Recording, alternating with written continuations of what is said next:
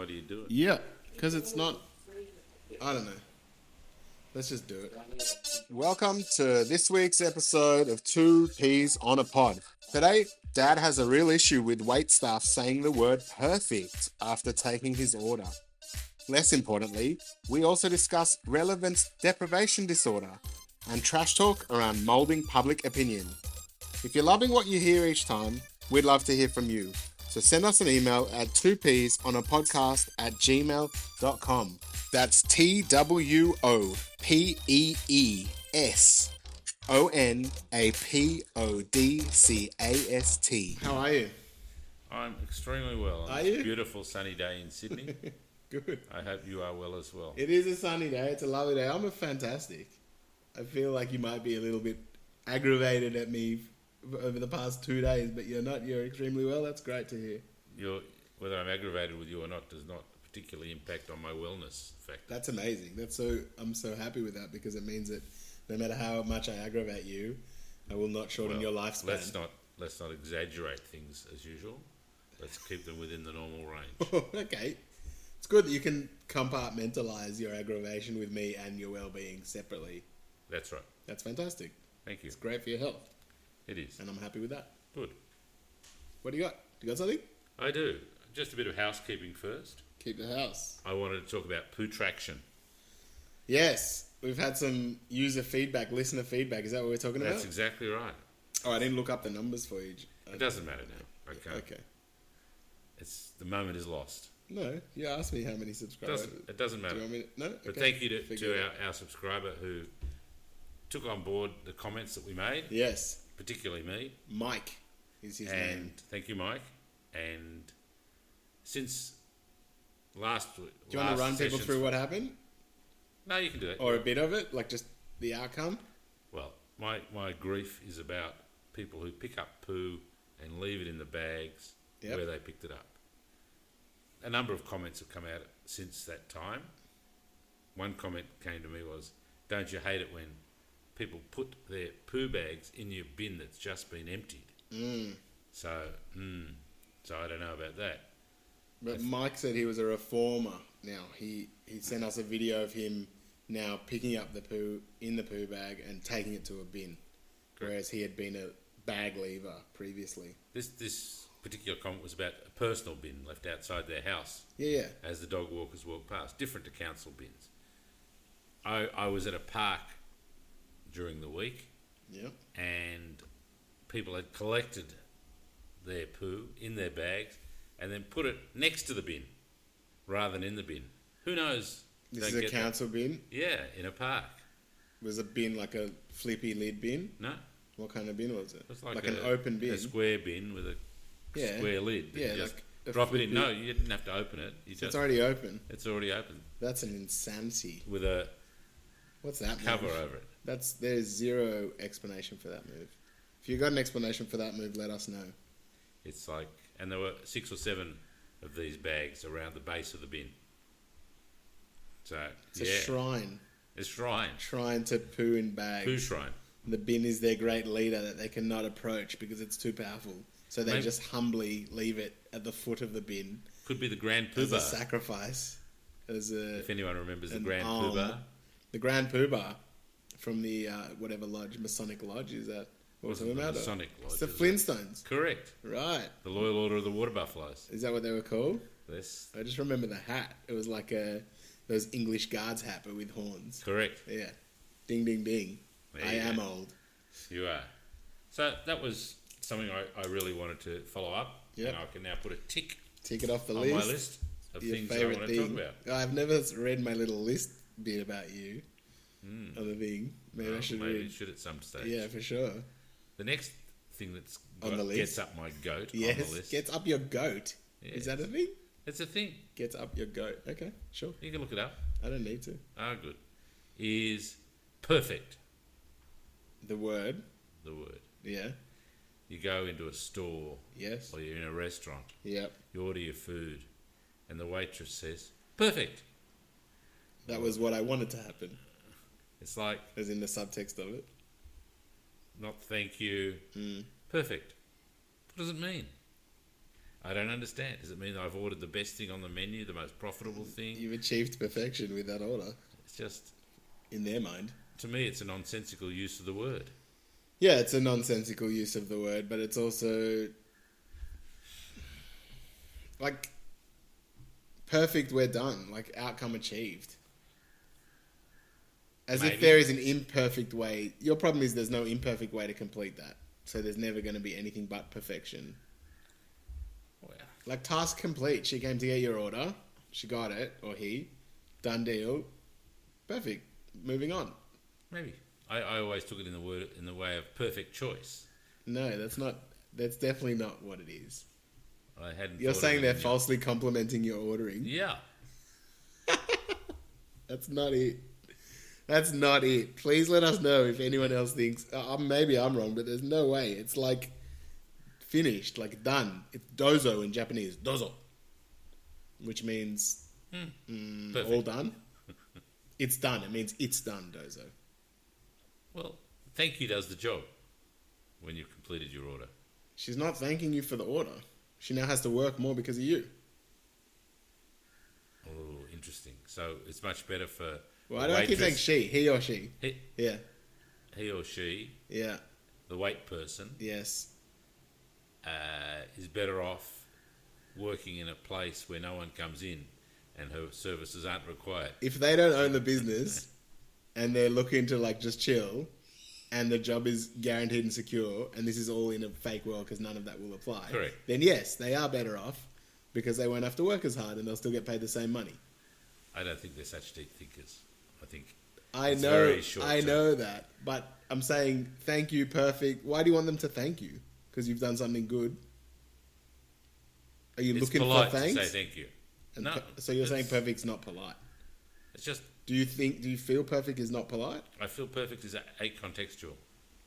Which means it doesn't make sense in the context. Correct. It totally makes sense. Perfect. Like we've completed the task that we'd set ourselves. I came here to get your order. You came here to give me an order. Perfect. It's complete. You could say completed and walk off, but that'd be so weird. Complete. All done. Thank you. What about great? You happy with great? Is that everything? Great. You happy with that? No. Conversation? No.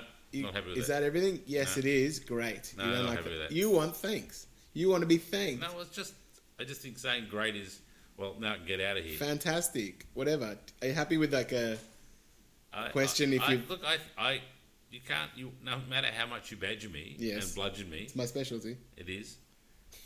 You won't get aggravated. Oh, okay. I thought you were going to say you won't get aggravated. Thank you is the appropriate response from a So that's what I'm person. asking you. And I've badgered you to your position, which is you only want to hear thank you at the end of this back and forth. That's right. Is that right? Fine. That's right. So thank you for coming to that I think that's conclusion. absolutely cooked, but no problem. I'm sure there'll be people who agree with you. Good.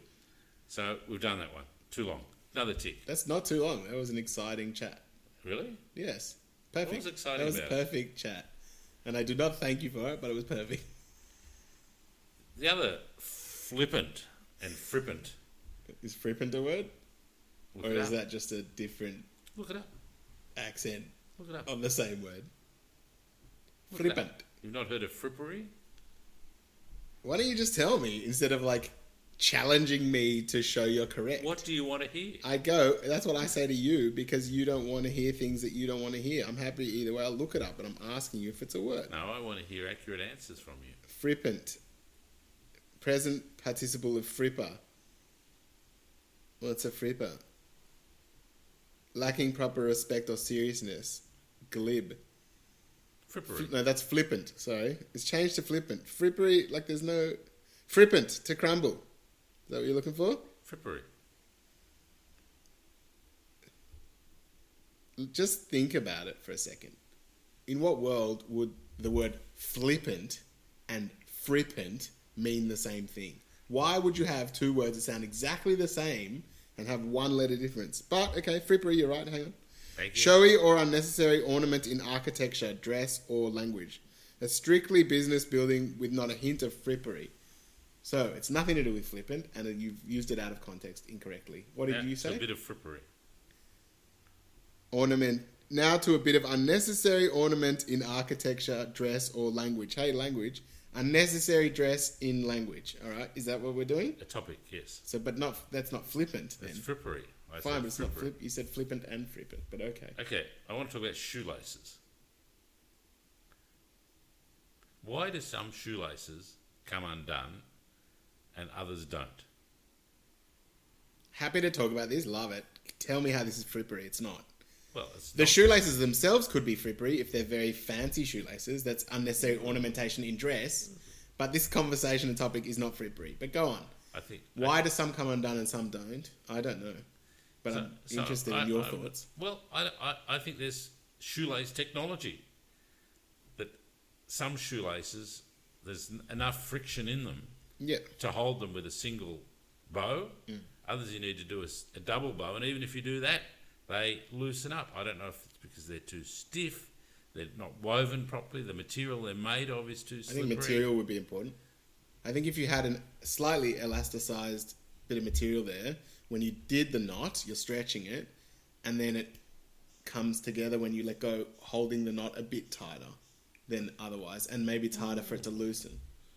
I thought the elasticity might loosen it, because then it allows it to work it loose as you're walking. Could be. So I still like my theory, but yeah.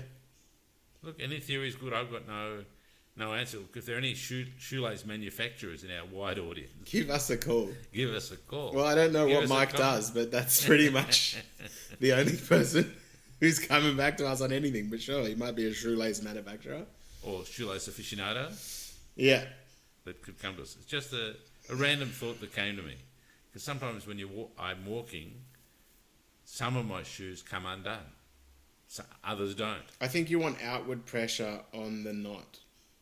Like you want it to somehow be expanding, and therefore the knot, you've tied a tight knot. I'm pretty sure the elasticity would do that. You know when you pull an elastic thing, it gets kind of thinner, and then you let go and it thickens. So if you pulled a tight knot with like an elasticized, 20% elastic or whatever, and then you let go, that thing would settle and expand a little bit and keep itself tighter. Okay. Is that Physics 101? Yeah, like made up physics. I mean, really? Yeah. Okay, now something a bit more serious. More serious than shoelaces? What is this? Absolutely. Impossible, surely. Surprise me. I was reading yesterday's paper, and there's a picture of Clint Eastwood. Clinton? Is his name Clinton? I don't know the answer to that. Is that a name? Clinton is the long... No, Clinton is Bill Clinton, but is Clinton the full name of Clint? I've got no idea. Yeah. I'll look that up while you talk. But he's been Clint Eastwood, and he's 94 years old. And he's made 40 movies as a director. Clinton Eastwood Jr., 90 years old and 94 years old and 40 movies as a director. As a director. Wow. So, and how many as an actor? Don't know. Didn't say it in the article. Yep. But many, many more. So I wonder what was his first movie directed? Did you look that up at all? I think it said it's since 1974. Was his first. Don't quote me. And he was. I mean, he is still acting. He's acting in his movies a lot. Well, they've now sort of cancelled his last movie. It's sort of dying. What was the last movie? It hasn't been released. Again, they cancelled making it. They made it. Yeah. They played it at the Chinese Theatre in Hollywood. Yeah.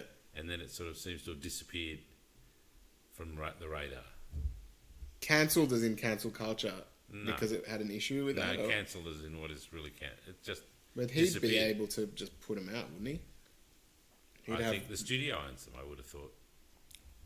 Studios would own the intellectual property rights to the movie. Yeah, it depends what the deal was on it, but yeah. So, the topic that... So he's had a senior moment of a film. Apparently the last one he made before this one was a flop, financial flop. Perhaps the focus group at this premiere didn't like it. I don't know the answer to that question. Yeah. But maybe shoelaces were too tight. Maybe.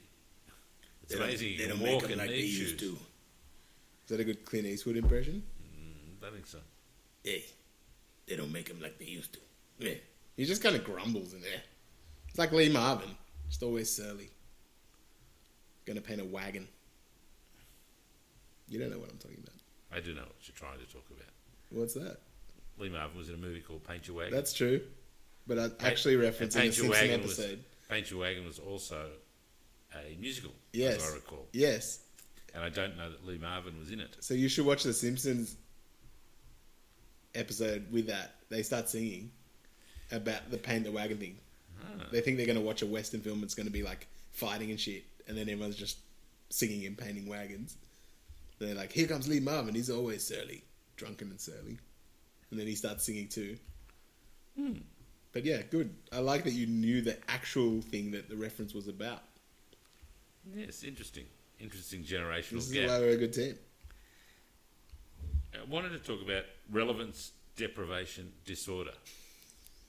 No, RDD. RDD. Yeah. Is this... Yep. Do you know what that is? I don't know. Yeah, kind of these conversations where you start talking about something that has nothing to do with the conversation itself.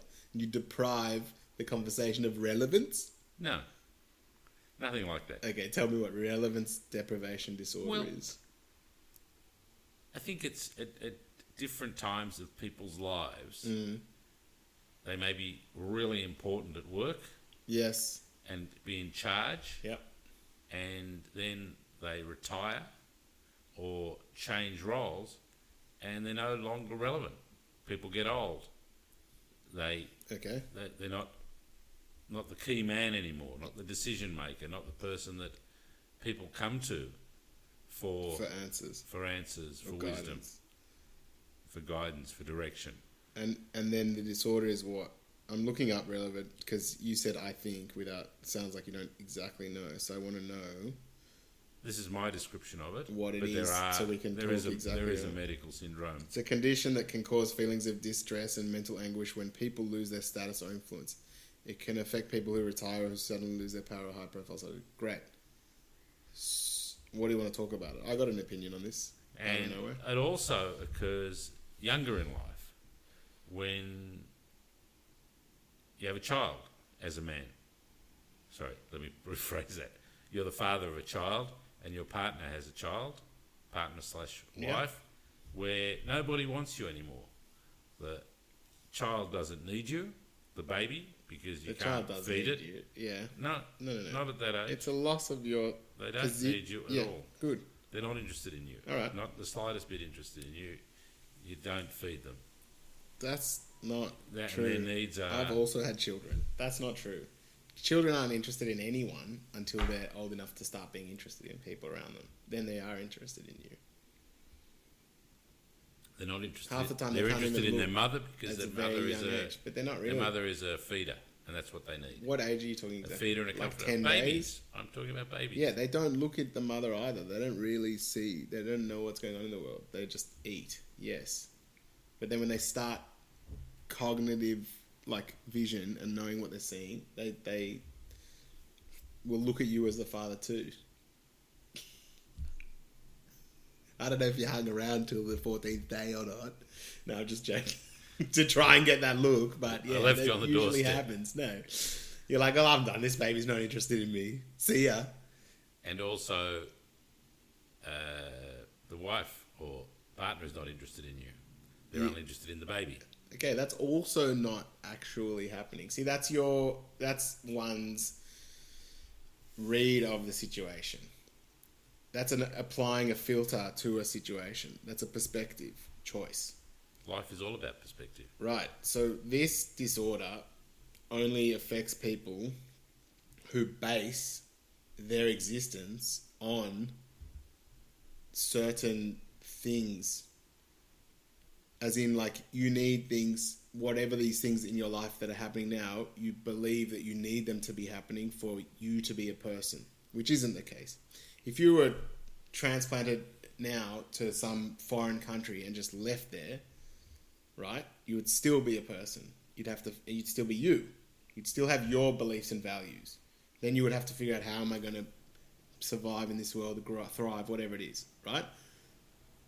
So this is the problem. People who base their whole life on their job, then suddenly they retire, or suddenly they're not then they're like, I'm no one, I'm nothing, because they've based their whole existence and it's an outer shell. This is above the actual soul of the person, the actual what they're about. But they've built this belief about themselves. I am this person built on my job, my career, or my relationship with my wife or my girlfriend. You were talking about that. And suddenly that changes, the relationship changes, and suddenly you're not, who am I? I'm lost in the world, right?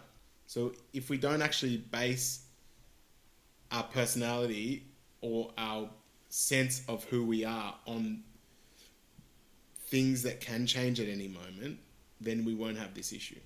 So I don't have this issue because I don't base my sense of self on those things. What do you base your sense of self on? Things, if it's not, aspirations of like what I would like myself to be, like as a person, how I want to interact with the world, how I want to be interacted with. My own things I like. So like if I enjoy making music, but I don't go, if today I don't want to make music, I'm not as good a person or whatever as I was yesterday. It's just today I don't feel like doing it. That doesn't. Okay, let's let's hone in on music for a moment. Sure. So, if you make music and everyone in the world says it's crap, it's useless, they do. I won't listen to it. That's pretty much what happens now. Yes, I'm listening. So, and you get no positive affirmation for your efforts. Yeah, it sucks, but I'm not making it for them. Okay, so you... That doesn't mean I don't want the positive... Of course I want the positive affirmation. I would rather it was enjoyed by everyone. But if you are irrelevant... Yes. ...to everybody, your music is irrelevant. And I'm not saying that it is. Sure. We're talking about one of your fantasy worlds. Fine. That I obviously live in many. Yes. That you described. Yeah, I got you. I got you. You're irrelevant. Your music is irrelevant to the world. Do you still feel good about that? Yes, the world is irrelevant to the world. The world the world, we only operate in this paradigm of the world because that's the one where we built. Whenever someone invented whatever, trains, the markets, whatever it is, a way of doing something, people just kept doing it like that and built that up. But if you... I don't understand what you're saying with that. The world is like a house of cards, but not in a bad way. It's not that it's so, like, going to fall down. But it's like... Or a house that's like you just continually renovate rather than knocking down and starting again. Right? Yes. Where we are in time, technology, whatever, is just... We had a house. They built a house in 1800 or whatever, 1700, whatever you want to say, 1400, whatever. And then they've been renovating all the rooms. And now we're up to where we are now. They've never knocked down the house and go, well, you know what, we're going to do life differently. Governments sometimes do it. It probably does happen in some countries where they just change everything all of a sudden. It probably has happened over time, especially back in the day when there was not as much, potentially you're going to lose by changing the whole system, right? Well, the Russian Revolution was one such event. Yeah, in Iran, for example. And I'm not saying it's better or worse. That one, probably worse. But they totally changed the way the whole country worked. Sure. So you could do that in a positive way too. So what has that got to do with relevance deprivation disorder? I don't know. How did we get onto it? You asked me about my fantasy world of music. I'm saying it's irrelevant. No, there's no rule. I don't need to be popular to be a musician, do I? In my sense of self. Am I not a musician if I'm not popular? I'm making music. That's a musician. I'm not a professional musician because I haven't been paid. But actually, I am a professional musician because I have been paid for it. But again, irrelevant to my sense of self. I believe I'm a musician because I make music. Well, I think that makes you a pretty unique person because I think we all need positive affirmation of our abilities, of our tasks, of our thoughts, of our relationships in order to feel good about ourselves. That's true. And that's the whole point of relevance deprivation disorder. You lose that affirmation. If you base... And you lose that positive affirmation and then you feel worthless or a negative sense of worth. I understand why the disorder exists and I'm not saying it doesn't exist. It totally exists.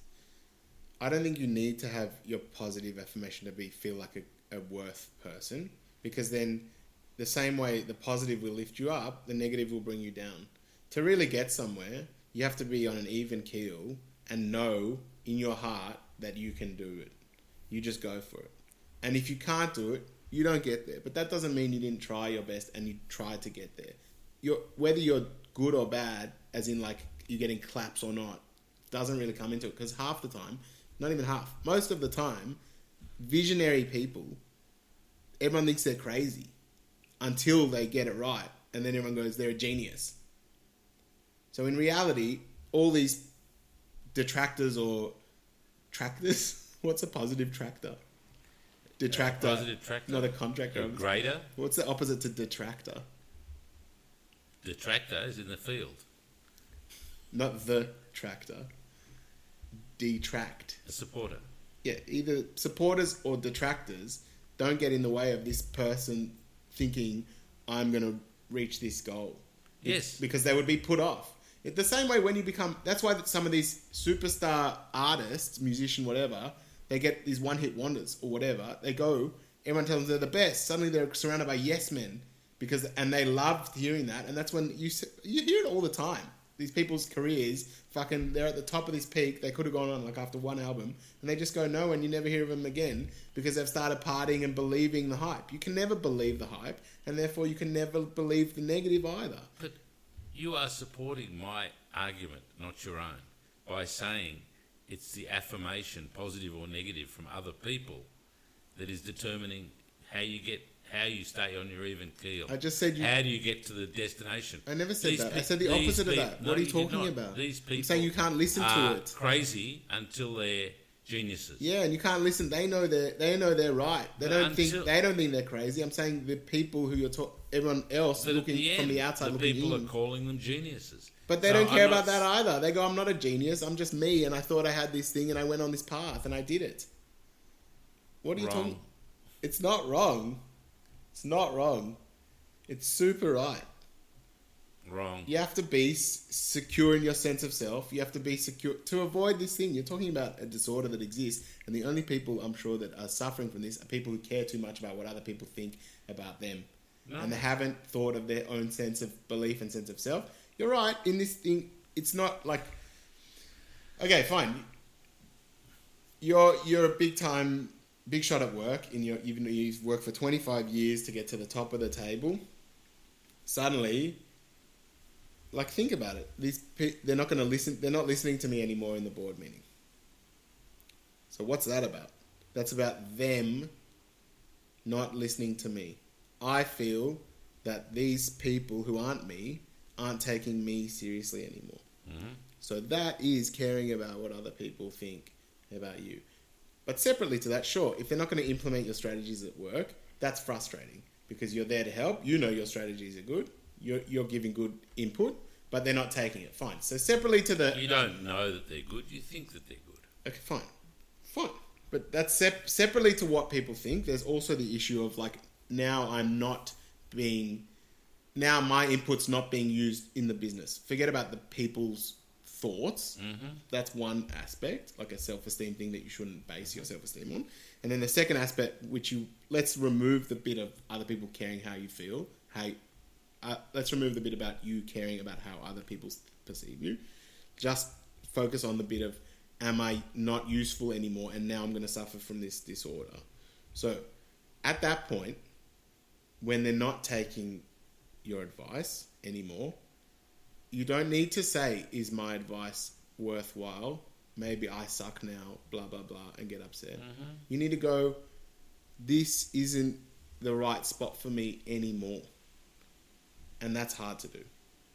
Because my whole career was, I'm working at company Y, and I've made it to the top of company Y, and suddenly I'm not a company Y person anymore. And again, that is only hard for you to do and achieve that kind of ability to just go, well, then I've got to do something else. If you've based a lot of your own personality on, tell me about Peter. Well, he's a company Y guy. And suddenly he's not. So how do you can't. But if you haven't based, if I go, you tell me about you, and you don't need to tell me you're at company Y, if you tell me everything else, then you'll be fine moving on from company Y. It's like when someone says, what do you do? If someone says, what do you do to you? If someone said, what do you do to me? Would I say, I write music, I do this, I do that, or would I tell them about my job? Most people would tell them about their job. And I've done that before as well, because I'm not an alien. Right? But in reality, to sidestep this disorder, you need to be in the mind frame and sense of self of answering basically what are your hobbies, what are your interests, what's in your heart, what are your beliefs in life. That's going to give you a grounding where you'll never have this issue. It's interesting. I don't agree with everything you say, but some of it I do. I think we all, in the world we live in, the real world, our achievements are scored. By who? Well, by ourselves and by others. You need objectivity as well as subjectivity. Your own perception of who you are is subjective. Your whole life is subjective. Their perception of you is also subjective. You go to school, and it's based. You think you're a genius. You get the school report. You get 7 Fs. Then you're not a genius. But you think you are. But that's okay. You can think no, you have are. to realize you're not a genius. Well, exactly. Well, I realize my music is not popular. I'm not talking about you. No, for example, I'm talking about me. For example, I realize my music is not popular, but I like it. That doesn't mean I'm a musical genius. No, that doesn't mean anything. It means it's a hobby. Of course. Or an activity. Yes. That can give you pleasure. Yeah. But can't earn a living. Correct. If you say that earning a living is not important, that's good. No. It's not realistic. It's not important to earn a living off music if you like music and want to write music. You don't have to earn a living off everything you do. No, but you have to earn a living in this real world. Obviously. And I don't want to go down this rabbit hole particularly. Yeah, that's fine. But no one's saying you don't have to earn a living. You're talking about your own sense of value as a human being. It's nothing to do with earning a living. You shouldn't feel negatively impacted on the way if you're a garbage man, that's earning a living. Absolutely. You shouldn't feel in a bad way because you're a garbage man or cleaning toilets or whatever it is, like something that's a dirty job that people might look down on. Well, there's no need to feel looked down on. I think fundamentally relevance implies to others. Without it's part of the relevance deprivation disorder. I think it's to the world. I think what this disorder is. The world is people. You felt like there's 5 billion people in the world. That's who you're relevant to. Your example of being transplanted. Sorry, it's to your ecosystem, to your world, to people feel like they're part of a jigsaw puzzle and suddenly they're not. Where do I fit in? It relies on people. Your ecosystem, your jigsaw puzzle, is full of people. If you're a hermit and you're living in a mountain without any other people, there's no one to be relevant to. Sure. So in the work environment, even Tom Hanks had Wilson. Wilson was relevant to him. Without Wilson, there was nothing. There was no one to be relevant to. But that disorder has nothing to do with friends. That disorder is a change in. It can have to do with friends because if your whole friendship group decides to never talk to you again, you'll be like, "What the hell happened?" And you will feel that. Yes, it's not necessarily friends. It's co-workers. Yes, it's people that you come across. So if you base your whole socialization on co-workers and then you're not working, if you're irrelevant in the company, suddenly you won't have those friends anymore potentially, and then you'll feel that. Well, yes, that's a whole different problem where people base their lives around their kids, friends, parents, or their workers. Well, it's like a kid thing. When you're raising your kid and then they turn 18 and then they leave the house or whatever, 20, whatever it is, suddenly you're irrelevant. Your relevance changes. You hope. You hope to be still relevant. Yes, but it's a huge change.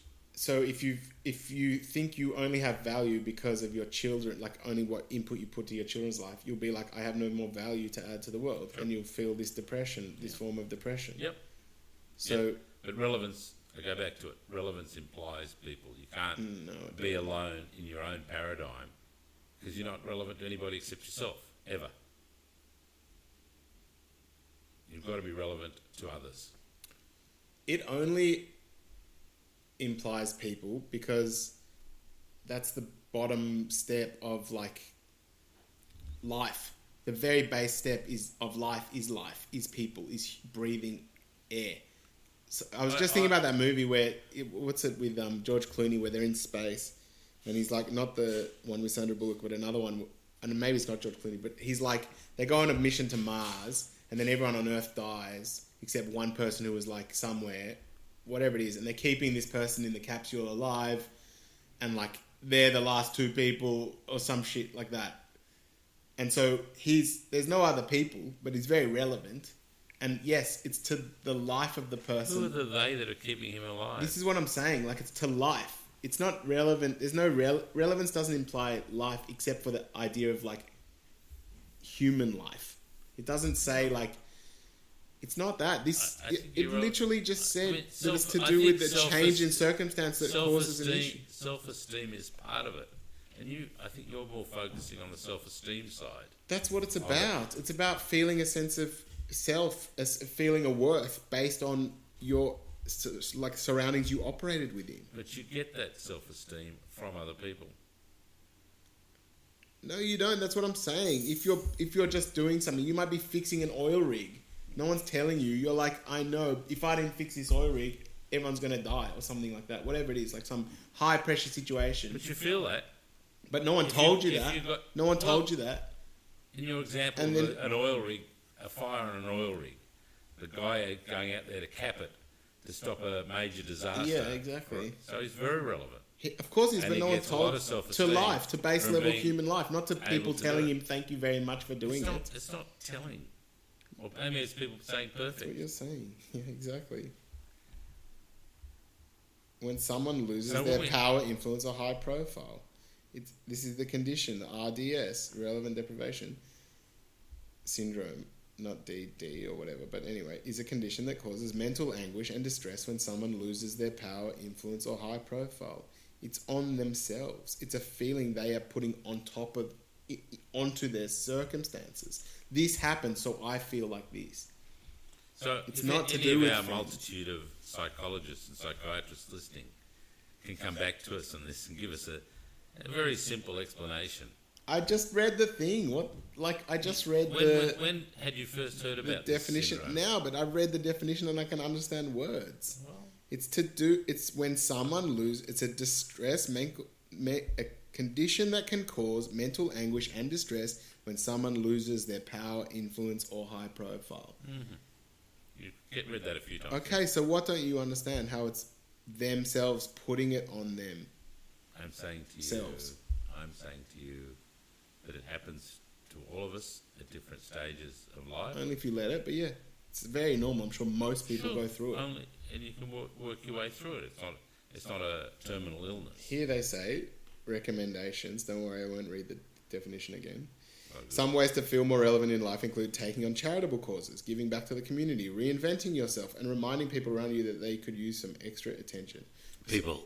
Yes. Around you. To get some fulfillment in your life from helping people others. Around you. Yes, life. Giving life. Nourishing, improving life. Of course. Again, it said people. And that's what I'm saying to you. You need people. Self-esteem is an element. That's separate to this. That's a good topic. That's a separate topic. You want to say that can you live without any socialization? Of course not. You'd have a depressing life. If you interacted with no one, you would end up being pretty depressed because you would be like, well, what is my point here? What is the point of me being alive if there's no community to interact with and to thrive with or to enrich? Agree 100%. That's a different thing. It's an element. Okay. Anyway, yeah, so, people very important. It's not too long. Anyway, you got something else? We're almost at the wrap-up hour. Oh, are we? Yeah. Well, this is something I had the last time. I was thinking about the job of government. Yep. Like governments perform functions, provide services, have certain duties of care towards the population. But in a lot of ways, they can't actually tell people what to do No, they can't tell people what to do. on a micro level. Unless people conform to the expected norms, society doesn't function. So I wanted to talk about, I thought that really what governments should do, and sometimes do, no do here, back to the bags, is mould public opinion. And it does actually relate to the dog poo issue, but I think back to the Do Not Litter campaigns of the 1970s. It dramatically, there was a Do the Right Thing, I think it was called, the campaign, where there was a lot of advertising. Don't be a tosser. That was late 90s or whatever. Wasn't Don't Be a Tosser part of It was the like cigarette driving thing? No, cigarette litter. Don't be a tosser. Don't toss your garbage out. Blah blah blah. Okay, we'll have to come back to this one. No, we got 10 minutes now. Well, 8 minutes. I like to finish at 48-ish. So, the Do the Right Thing campaign really helped the littering situation. Used to drive down up the Pacific Highway when I was a child, and everyone would toss their cans out, their paper, their fast food papers. It was just endless garbage, cigarette butts, endless garbage by the side of the road. And I think that's greatly improved, immeasurably. I think it's declining again because that campaign is finished. There's a new generation of people. But the young generation is very environmentally focused. Sure. So I think they're okay. But sorry, you want to talk about the litter campaign, or you're talking about how governments actually can mould public opinion and mould the way the population acts. And it's not just governments. This is just marketing and advertising, and which is just manipulation, mental manipulation of people. But you can use it for positive as well, which is what in that situation the government's trying to do. And what are you saying that? They will talk to marketing strategists before they probably have their own teams and whatever, and then they come up with these campaigns. I just think, but it's not only campaigns; it's conversation, it's messaging that comes from senior people in society. Yeah, or happen to have news article that's actually really planted, but people are like, oh, this is what's being talked about now, and start talking about it. It's marketing. That sort of stuff. Right? It is marketing in a big sense. Is that small M or big M marketing? I don't know. What are we saying? How does it happen? What do you ask? No, I just think that when you have a government who sits on the fence about everything and doesn't try to mould society, it's a very negative thing. Yes, because for that society. Yes, good point. Government does need to have a vision, rightly or wrongly, and it needs to try and implement that vision. Obviously, you have to use soft implementation like marketing as opposed to hard implementation like guns, right? And restrictive policing or whatever. You can't physically push the people, so you have to mentally get them where you're going, try to herd the sheep, as it were, And they definitely do need to have a strong feeling in them because they have to stand for something. And then when you vote next time, you decide if you like that or you don't like that, what they stood for. And if they stand for nothing, then every other person, subgroups, will start trying to push their agendas. And whoever's the most powerful, and you don't always know that they're going to use soft tactics, for example. Whereas the government, you can trust in most cases to use soft tactics, or you should be able to. In the world we live in, that's in Australia at the moment, yes. But yes, you can't always trust it. But having said that, if you think about what happened during COVID, where there was a lot of messaging, hard tactics as well. That's right. There was lockups. Yeah, people were and locked in buildings and fines to try to enforce what was a very, very important message. But they stood for something at that time too, Correct. Rightly or wrongly. And they were judged after that for whether it was rightly or wrongly and voted out, weren't they? People were in Victoria. Yeah. Well, were they actually voted out in Victoria? I don't know. We had a weird debacle with Gladys here. It wasn't exactly aligned to the COVID thing, but also COVID. Well, it's irrelevant. It's very hard for people to really take a strong stance for or against what happened with COVID, because it was just like some people took very hard stances against what happened. I know They were anti-vaxxers. But in reality, no. Now, even in hindsight, you can't go they were wrong, even though nothing happened, because maybe we were all saved because of what they did. Like that's right. But all people look at different metrics to form their opinion. The fact that we had a lower death rate than any other country, pretty much. Exactly. I would have said as a positive affirmation that what was done was right. Yeah, and now saying like, you catch COVID, you're okay. I've only had 3 injections from like 2 years ago. Well, maybe the reason you're okay now is because you had those 3 injections, and maybe had you had none the first time, you wouldn't be okay. Like, you can't. That's what I'm saying. You can't apply this lens to that particular say that issue. You've only had 3 injections. You've only got a third of the microchip. In you. But it's also much easier. This kind of ties into what you were talking about, the disorder. Because if you have a strong sense of what you're doing and purpose, you can't be overrun by opinion. If the government doesn't really know what it's doing, it's listening to all these little things, they're just going to piss more people off. You just have to do what you believe in, and if the people, this is the government, do what they believe in, and if the people don't like it, the process will vote them out. Yes. And if they do like it, they'll get another term. Correct. But you'll have felt that you did what you came to do, and you also should be, they're not really, honest in your marketing, advertising, campaigning of what you're going to do. And then when you get in, you go, we said we're going to do ABC, so now, and people voted us in, so now we're going to do ABC. That's right. And if you don't like the outcome of ABC in 4 years, see you later to us, okay? And when they... But they won't feel bad they got voted out then. They'll be like, we did what we came to do. They didn't like it, that's it. When they're mendacious in their election campaign, and they say we're going to do A, B and C, and get in and do D, E and F... It's bullshit. It takes 4 years, 3 years to get rid of them. Sure. So, yes. But that's dodgy as fuck. But okay, of course it happens. I learned a new word last night. Mendacious. I'm glad I could throw it in. What's mendacious mean? Liar. He is mendacious. He's a liar. Mendoza! Liar. I just showed Marley that Mendoza thing. Mendacious, just going to catch you. In case you're being mendacious. Okay. Not catch you. I believe you know what it is. Did you look it up? We did. Okay, so you know exactly what it is. Not telling the truth, lying. Mendacious propaganda. Very good word. It is, isn't it? Yeah. So that's why that I thought I'd was mention it. Paul's word of the week.